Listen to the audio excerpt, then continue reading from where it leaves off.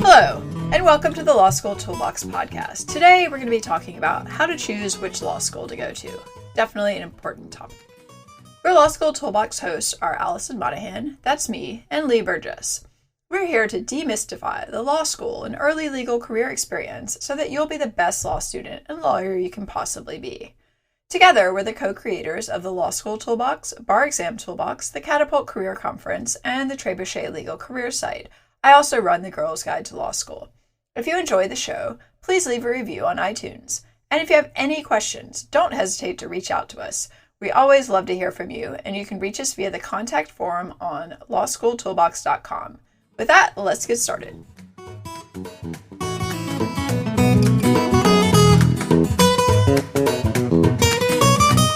Welcome back. Today we're talking about how to decide which law school to go to, which is a very important decision to be sure. Absolutely. And the key thing to keep in mind is that you're probably going to have to balance a variety of factors. Unless, of course, you happen to have a totally perfect LSAT score and a GPA and you really love cold weather, because then you might be able to get money at Harvard or Yale. But for mere mortals, there are going to be trade-offs, and that's okay. But it's important to be smart about those trade-offs. And also, I would note, to really dig into this data that schools put out on job prospects, debt, that sort of thing. And one good resource for this is the Law School Transparency Project, which we can link to. Great. All right, so what are these big things that you're supposed to be balancing? I think probably the first one that everyone balances is the prestige and ranking of the schools. Thank you, U.S. News and World Report.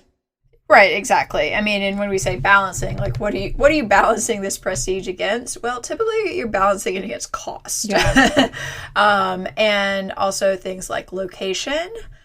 And then you've got these sort of, personal preferences. Do you have family considerations, things like that? Mm-hmm. Sometimes people are looking at specialty programs. Are you really into IP law? Well, there are certain schools that are great for that. Are you really into environmental law?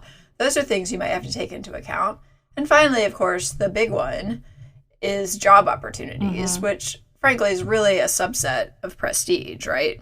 Yeah, I think it is. And oftentimes your typical, even prestige rankings may not really correlate with job opportunities, because sometimes schools that may not be ranked as high as others have great connections to their local legal marketplace. And maybe if you want to practice where that school is located, the job possibilities can be really good. So it's worth really digging into and trying to discover, what are the opportunities that are going to be available to you in the areas that you may want to practice, based on where alumni go and things like that. Yeah, I think this is a really key point is, sometimes, it's hard to, people talk about like the top 14 schools or the top 3 or whatever. The reality is if you go to someplace like Stanford or Harvard, like you don't really have to worry too much about location. Mm-hmm. But even there, location still matters. I went to school at Columbia and it was way easier to get a firm job for the summer in New York than any other place. And you might think like, oh, Columbia is totally like national school. And that's true. Mm-hmm. You could get a job in Chicago or in San Francisco or in LA. Right. But it was harder. Right. Yeah. And I think some schools, it's easier to, have that national reach than others. But if you want to practice, in Florida, you need to ask yourself if going to school in Chicago is the best idea. Yeah, and I think, sometimes it kind of cracks me up, to be honest, because, we get some emails from potential students who are looking, that have been admitted to different places. And it's clear that they just sort of applied to, like, the top whatever schools. And maybe, it doesn't have to be, like, the top schools, but, maybe they decided they were sort of in the range of, like, the top 50 to 100 schools. And they just applied sort of randomly to like 10 different schools all over the country. And they're like, I got into like this school that's ranked number 30. And I got into this other school that's ranked number 40. And like the school that's number 40 is like right where I want to live and practice. But the school at number 30 is they're higher ranked. I should go there, right? Mm-hmm. And you're just like, are you kidding me? Yeah. Like, I just want to kind of be like, do you have the the necessarily like logical analysis skills to go to law school right now, because what you're telling me is frankly so insanely stupid on some level that like I can't even believe I'm having to write you this email. And I mean, I don't want to be harsh about it, but it's just like, think about it. No, that's a totally stupid idea.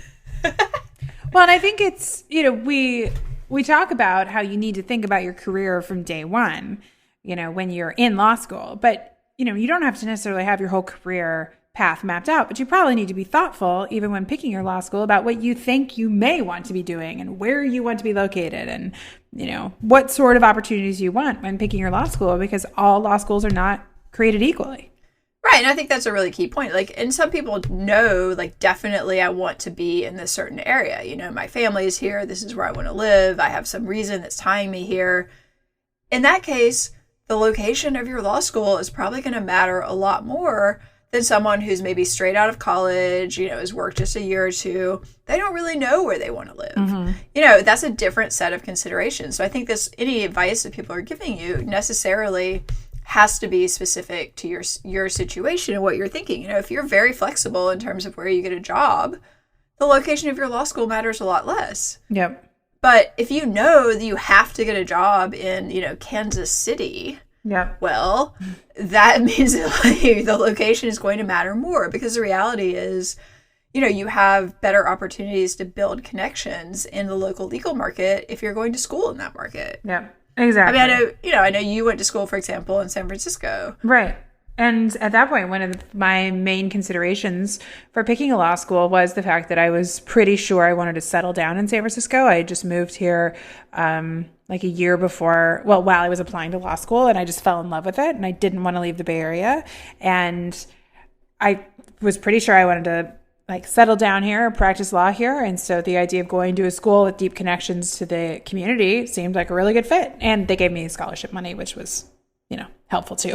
Yeah, we'll talk about that little consideration in a minute. Yeah, but you know, it also does. I mean, that was part of it. It's like I didn't really want to leave and go live somewhere else, but I also wanted to start, you know, building my legal community here, which I did. And you know, a lot of my friends from law school still live and practice here, and I see them, you know, at lawyer events and refer clients to them and stuff like that all the time. Yeah, and I think that's actually an interesting point that I hadn't really thought about until now. I mean, the difference between going to a more national school and a more like established, locally connected school is, you know, when I think about the people I went to law school with, they're all over the world. Right. You know, I mean, I went to law school in New York. I'm in San Francisco. I mean, I have other people I know here. I've got, you know, some people stayed in New York, but people are literally everywhere. There's not like a tight, like localized network. Yeah. I mean, of course, there are a lot of people in New York City, but that's basically because New York City. Right, exactly.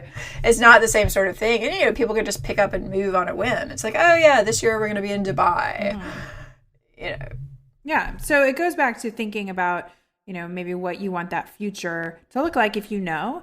And I also think where you're going to be happy. I mean, if you hate being cold and that makes you depressed, maybe you shouldn't go to law school somewhere where it snows. Yeah, and that's the thing I think people just really do not want to accept as a valid consideration a lot of the time. I mean, for me, though, like, I basically went to law school because I wanted to live in New York City. So as a result, I applied to Columbia, NYU, and then a few other places, you know, basically in California. I don't remember where else, Penn or something, I don't know. But the reality is I probably wasn't going to go to law school unless I went to New York, because that was the whole reason I went. Yeah. I'm not saying that's like the world's best reason to go to law school, but yeah, you know, and the reality, so in a way it was kind of like this choice that I just made, like, oh, I'd like to live in New York for a little while, without really totally understanding the implications of what I had done, you know, that it was just much easier to get jobs in New York City. And I didn't really think I would stay there, but suddenly it became a lot easier to stay there potentially. Right. Because even from a school like Columbia, and even with deep roots in San Francisco, which I had, you know, I'd gone to graduate school at Berkeley. I'd worked for 3 or 4 years in San Francisco. You know, I'd been in the Bay Area, California, for 7 years. It wasn't like I'd never set foot in the state and was suddenly trying to get a job. But I had firms turn me down for summer positions because they were like, oh, we don't think that you're going to come back. We think you're going to stay in New York. Yeah. And I've heard that a lot, actually, that it can be really hard to convince a firm that you do want to relocate, because a lot of people aren't willing to do it. Right, or that you're really serious about it and you're not just looking, particularly in a place that's a desirable place to live, you're not just looking for like a fun summer. Yeah. Which is what a lot of them kind of think. Yeah. So I think to a certain extent, I think location is an under sort of paid attention to metric for which school to choose. Yeah. And I think schools, to a certain extent, encourage that type of thinking. Like, oh, we have graduates like all over the country. It's like, well, that might be true, but you still have the bulk of them. There's still an easy pathway. Yeah, I think that's true, and I think the schools are especially now when law school numbers are dropping. Yeah. And law student numbers are dropping. The schools are marketing themselves to you. Oh, absolutely. Yeah. They've got like highly paid marketing consultants who are doing lots of split testing research to figure out which marketing message resonates more with their potential student. Right. And so it is important when you're, reading their information or talking to their representatives that you are sifting through that information, realizing that it's marketing information, and try and really get a sense of the campus. I think, spending time on the campus, talking to students, if they give you access to students, which I hope they do. Well, and if they don't, that's a red flag. Red flag. And not just students, but recent graduates, yeah. And not just ones who happen to have those plum jobs. Right. A cross-section of recent graduates from the last 1 to 3 years. That's a more sort of useful group of people to talk to, because those people, a lot of them are pretty angry right now. Right. And, trying to meet professors and see if you can really picture yourself there. I mean, I remember doing new student tours and lunches and things like that when I was in law school. And, thought one of the things that was very telling was that since I didn't go to a huge school, I had a really good relationship with a lot of professors. And if we were at one of these lunches together, it was like, oh, hey, how are you? And you could hear the banter that he knew me well. And that would have been a signal to somebody who was looking at the school of like, wow, these professors actually know these students. Like they have this personal connection, where at some schools, the professors and the students don't necessarily interact in that way. And so you want to look for those clues based on what's important to you. For me, I had gone to a small undergrad. It was really important to me that I go to a school that had a lot of student-professor interaction. That was just something that I knew that I wanted. And so I was always on the look for that when I was visiting other law schools and trying to check other opportunities. Right, I think this is a good point. I mean, people often wonder, do I need to go visit schools either before I apply or after I'm accepted?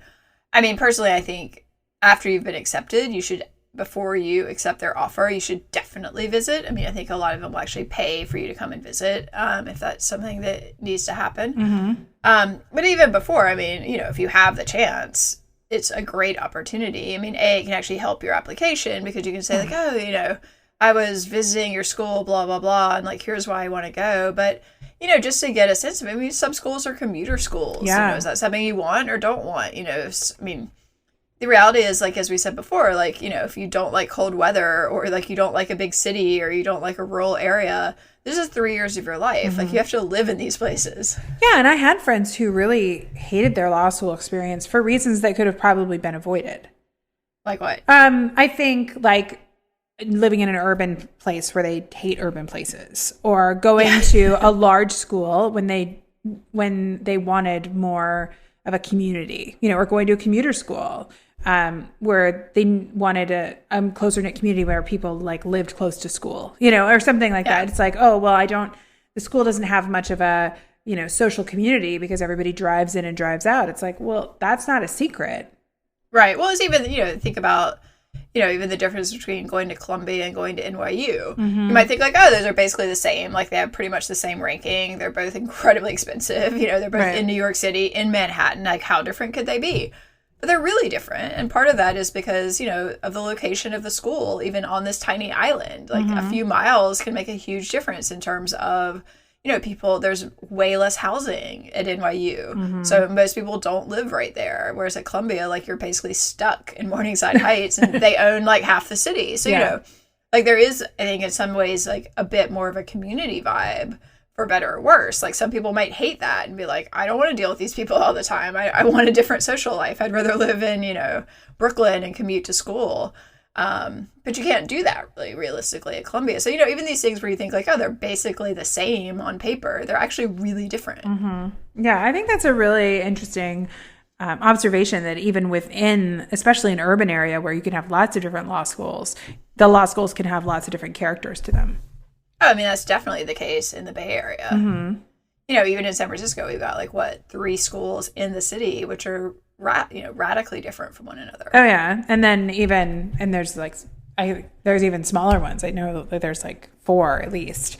You lose count. You start to lose count. But yeah, and those are different than, you know, the one in the East Bay, which may only be like 13 miles away. But you know, something at Berkeley is going to feel very different than something in San Francisco or down in San Jose or something like that. So, well, they just have different focuses too. I mean, you know, even between like Berkeley and Stanford, those are going to be really different experiences. Yep. And I think you can gain a lot by, you know, spending time in a school. And if you can, you know, if you do get accepted to a few different options and you are trying to narrow them down, if you can just place yourself physically on the campus and try and imagine yourself there, like, does this make you happy? Like, look around, like, could I have coffee here? Could I study here? Could I live here? You know, it's really important. And I think it's going to feed into your happiness overall.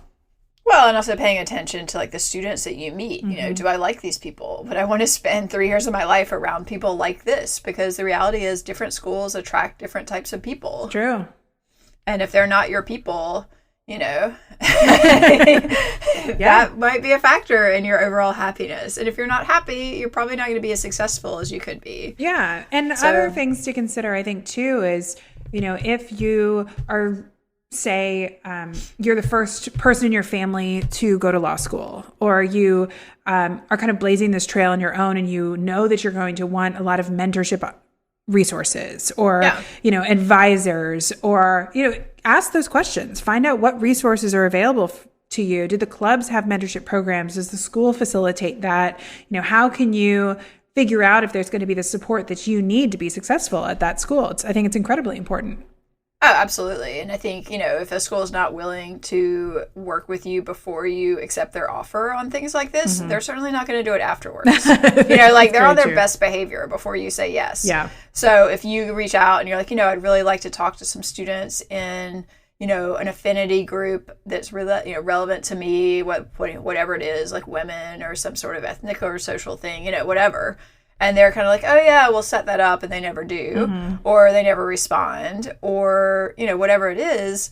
You want those people who are like, yes, I will get you in touch with these people. And like, here they are. And this is why, you know, they're good people for you to talk to. And then those people will actually get back to you. You know, it's a different sort of community feeling. Yep, exactly. All right. So what about money? We can't talk about this without talking about money. Yeah, I mean, the money thing's huge. Let's face it. You know, the average student debt coming out of law school is well over $100,000, I think, at this point. Frankly, a lot of schools are simply not worth that amount of debt. You know, I think you have to be realistic about the cost of things. Yeah, I think you do. And you have to look down the road. You know, it's not just how are you going to get through school. It's how are you then you going to deal with this debt. You know, which is enormous. Which can be enormous. And depending on what jobs you're interested in, you know, if you're like, well, I'll just get a big firm job and there'll be no problem. Well, one, you may decide that that's not what you want. Or two, maybe you're not either at the school or going to be presented to the opportunities to get those jobs. Well, and even if you do get those jobs, you have to think like 80% of people leave in the first 5 years. Right. So it's not like you're going to spend your, you know, the next 20 years of your life in this job, probably. That's just, you know, again, like, you have to be realistic. You have to look at the numbers. Yep. And the schools, you know, I mean, I have a post on the Girls Guide about this. Like, they fudge their numbers. There's a reason they were getting sued. It's true. And are still getting sued. Yeah. I mean, you know, and again, like, these are, you know, they've got a lot of smart people working on this problem of how do we convince someone to pay us $50,000+ a year to attend the school. And you might hope that they have their student or potential students' best interest in mind, but the reality is not every school does. Yeah. You know, like, they have mouths to feed. And something I know you've written about is with scholarships and things like that. Sometimes you can actually play the schools off each other to maximize, you know, scholarship money or try and get more money, or I mean there are even some options with if you are given the option of getting some money to maximize what you could get from schools.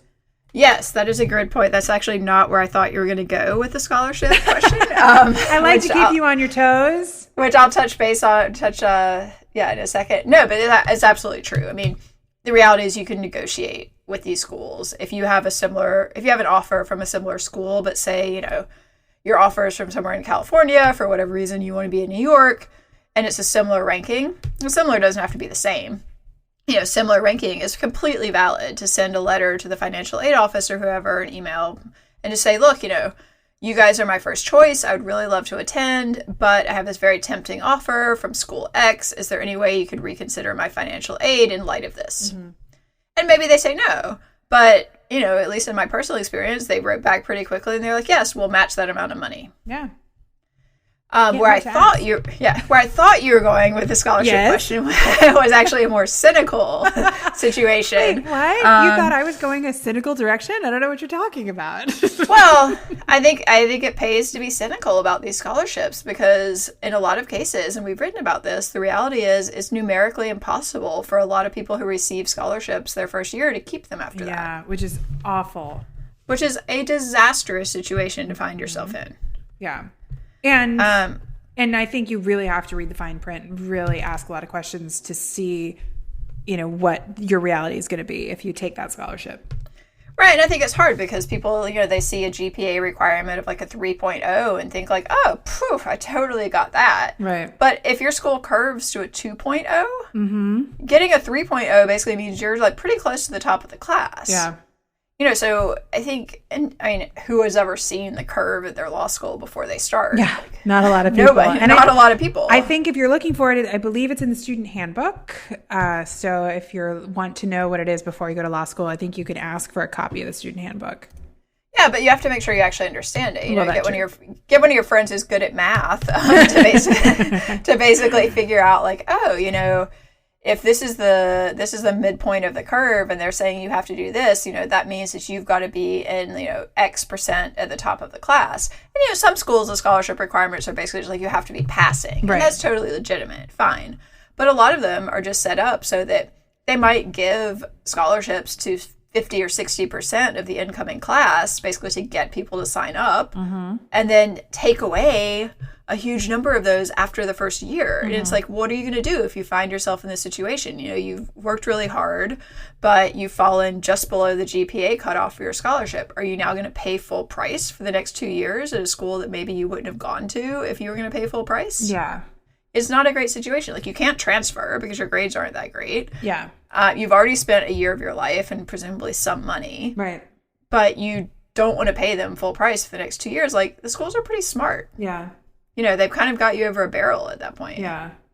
And we get a lot of notes from students. I'm at risk of losing my scholarship. I don't know what I'm going to do. If I don't pull up my grades, I don't know what I'm going to do.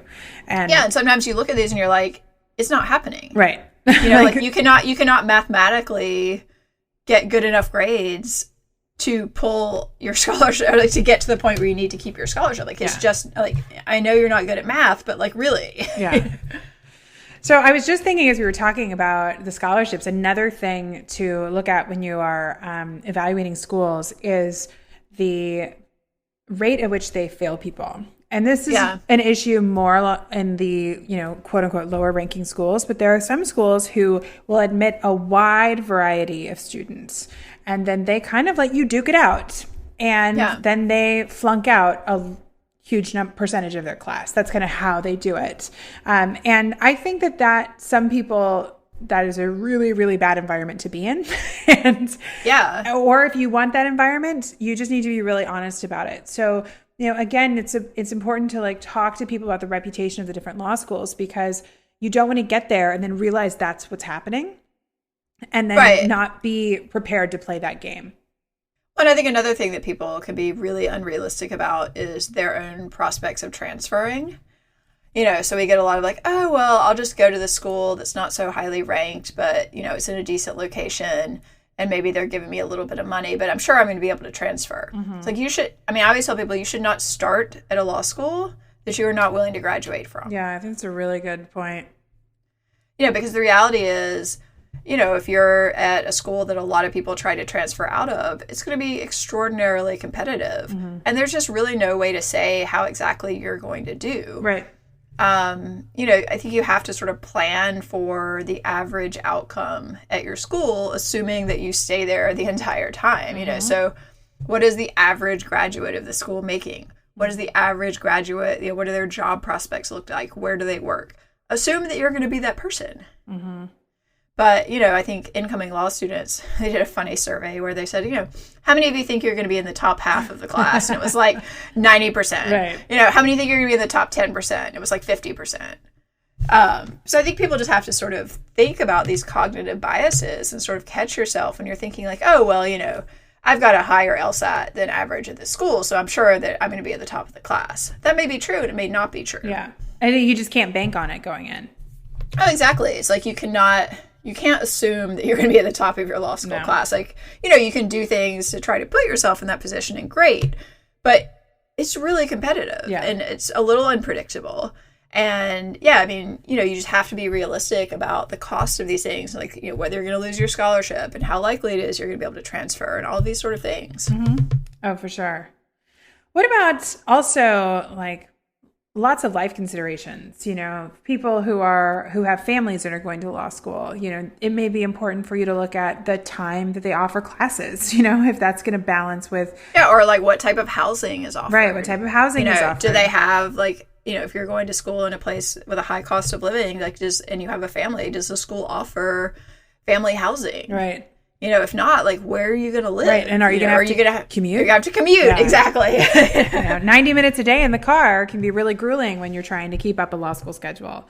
Yeah, absolutely. And, people think like, oh, I'll study like by listening to tapes in the car. And it's like, you're drained after an entire day of classes plus an hour and a half commute in the morning. You're sitting in traffic. Like, does this really make sense? Yeah, exactly. So you just have to, play this all through. I think looking at the class schedules that are offered is really important too. Some schools you really can't get through without taking night classes, and at least once or twice. And if you have certain family obligations or other personal life obligations, maybe you can't take night classes. Maybe getting home at 10 o'clock at night is not an option. And so you need to just like really think it through, because you don't want to get into a position where it's like, well, I need these bar classes to graduate, but why this year are they only offered at night? And then your school's going to be like, because they are.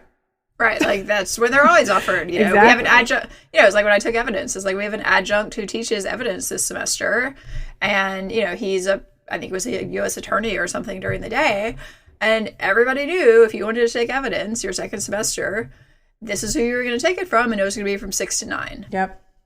That the school is not apologizing. They're like, he's a fantastic professor. Everyone loves him, but this is when the class is offered. Yep. Sorry. Exactly. So, really. And it's the same thing. It's the same thing with like, any sort of thing that if there's something that really you're interested in and like it's a deciding factor for going to the school. So maybe it's a clinic, you're like, oh my gosh, like this is exactly the work I want to do. And I have to get into this clinic. Well, you need to find out before you sign up how likely that is. Yeah.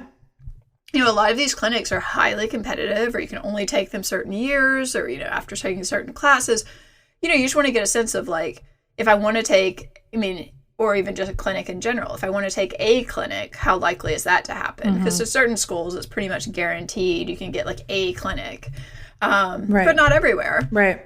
Or like moot court or, an externship or whatever. Like just find out this information. Like don't assume that it's all going to work out. Yeah.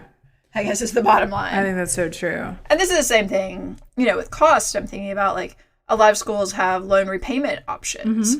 And a lot of these sound fantastic. Right. When you look at the brochure and you talk to them and they're like, yeah, it's so great. Like we'll pay your loans back and you can have your like hippie job and blah, blah.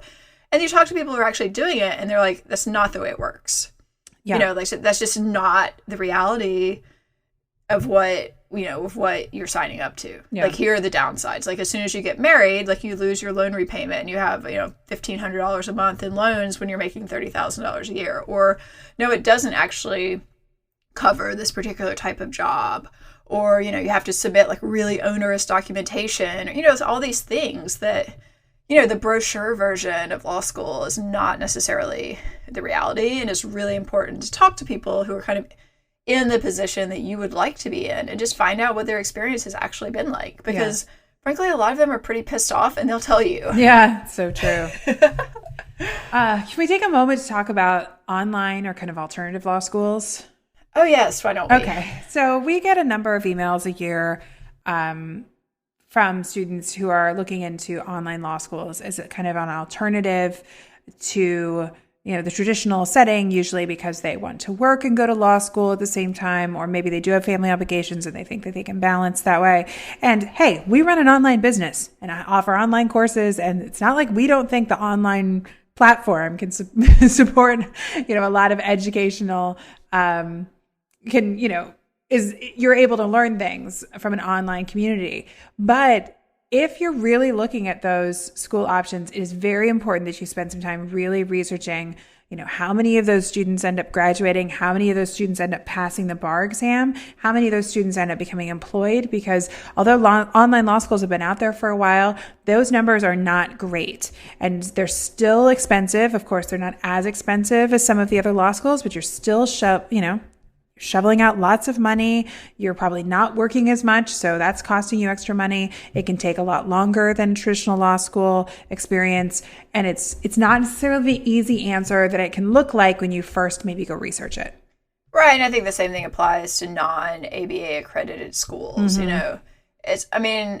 Again, like we get these emails like, should I go to this non-accredited school? And it's kind of like, well, you know what? I'm not going to tell you what to do with your life, but if you can't get into an ABA accredited school, I'm thinking maybe you need to retake the LSAT, Mm-hmm. or, because the reality is people go to school for different reasons. Like if you just have an intellectual interest in law and you don't ever plan to practice, well, fine, great. If somebody else is paying for it, sure, who wouldn't want to do that? Right. Interesting. But if you're paying for it and you're expecting to actually get something out of it in the end, you have to be, I think, really careful about what you're signing up to. I think that's true. And again, I think people forget to look at the end game. And for me, one of those statistics is bar passage. Absolutely. If you can't pass the bar, you cannot be a lawyer. Right. If less than 50% of the student body is passing the bar, even at some ABA accredited schools, that is the reality right now in California, especially, you need to sit there and think, so the half of the people in your classroom will fail. Who have gone to school and studied and tried hard and paid tons of money, they're still going to fail the bar. And passed law school. Like they all graduated. Yeah, exactly. So it's very important that you really seriously think about that. And that doesn't mean that, you can't go to a school with a low bar pass rate and not succeed. Of course, they're also 50. Half of the people pass. Right. But you just need to be honest about, weighing your options. And if you are somebody who's maybe struggled academically traditionally and you are saying, well, I really want to become a lawyer, but I can only go to the school. But, 1 in 10 students, which I think is one of the last statistics I saw about online law schools, actually pass and get their license. Are those good odds for me? Yeah. I'm going to go with no. I think for a lot of people, the answer is no. Maybe not everybody, but for a lot of people, maybe it is no. So you just have to really ask yourself some very hard questions. If you're looking at an unaccredited law school where, 30% of the student body, 40% of the student body passes the bar, are you willing to take that gamble, that you're going to be that part of the 30%? Well, and some of it, like in California, there are all these other hoops you have to jump through too. Like, if you might have to take the baby bar after your first year. And it's like, look at the pass rates of the baby bar. Like they released this. You can see exactly who's passing. And the pass rates are low. Yeah. So that means you might do this for a year and then you're not even allowed by the state to continue. Right. Other things, I think there are some really exciting things happening with the apprentice programs that some states are doing where you can become a lawyer without going to law school. But again, it's very important that you really learn about what that journey looks like, and that there are, for instance, in California, you have to take the baby bar. You still have to take the bar exam. You're pretty much responsible for preparing for that stuff all on your own. You have to really own that experience. And so as much as it might sound great to say, well, I'm not going to go to law school, I'm going to work. Sure, that sounds great, but do you really know what that's going to be like? And have you talked to people who have done it? Have you talked to people who've been successful doing it? And who've been unsuccessful. And do you really understand what you're getting into? Because I think a lot of people who are unsuccessful probably worked really hard and they thought like, oh yeah, I've got this. And then they get into it and they're like, wow, this is so much harder than I realized. Mm-hmm. So, like we've been saying this whole time, a lot of it is just about being thoughtful, really spending time researching your options, weighing what's important to you, but making sure that you're making educated decisions. So when it's at all avoidable, you're not surprised by reality. Yeah, I mean, this is the time to use those supposed logical reasoning skills, reading comprehension skills, all these things that, you've theoretically developed before you go to law school to really critically analyze, what am I signing up to? Yep. Do a risk analysis. You're going to be a lawyer. Like, this is what you do. What are the risks? Can I live with those risks? Like, what are my odds? This is like the stuff that you need to do to be a lawyer anyway. So, apply that same set of reasoning to deciding which law school to go to. Mm-hmm. And, I don't want to sound too like down on the schools, but you have to be skeptical. Yeah. You have to think about the incentives. Their incentive is to fill their class. Absolutely. And that does not necessarily align with your incentive, which is probably, if you're going to law school, to, pass the bar, get a decently paid job, and be able to pay your loans back. Yeah. And, sometimes people think like, oh, I should just go to law school because, I don't have anything else to do, or it'll make me like more adult or whatever. But the reality is you're better off working 3 years like as a barista or in retail and coming out of that with nothing than you are going to law school and not being able to pass the bar and having $150,000 in debt. Mm-hmm. Like, be the barista. Like, seriously. Are we going to make that the title of this podcast? I think we should. Be the barista. But I mean, really, like, you are actually in a better position at that point because you're not weighed down by this debt. Yeah. I mean, I just don't think a lot of people are really that realistic about the debt load that they're taking on. And, we see the other end of it where people are like, this is the worst decision I ever made in my life. Yeah. Like, I can't pass the bar. I don't even want to be a lawyer. I have all this debt. It's not dischargeable. I can never get rid of it. Like, what am I going to do? Right. Be the barista. Be the barista. Do your research and be the barista. That being said, plenty of people can be happy in their law school choices. Just like most things, just be honest about what you're getting into and know what you're taking on. Yeah, exactly. It's like, do not sign on the dotted line for those student loans until you really understand what you're doing. Right. Well, with that, we're out of time. Yeah, with that, we're out of time. If you have enjoyed this episode of the Law School Toolbox podcast, please take a second to leave us a review and a ranking on iTunes. We'd really appreciate it. And be sure to subscribe so you don't miss anything. We usually release episodes on Mondays. If you have any questions or comments, please don't hesitate to reach out to us at lee@lawschooltoolbox.com or allison@lawschooltoolbox.com, or you can always contact us via our website contact form at lawschooltoolbox.com. Good luck deciding where you want to go to law school. Thanks for listening, and we'll talk soon.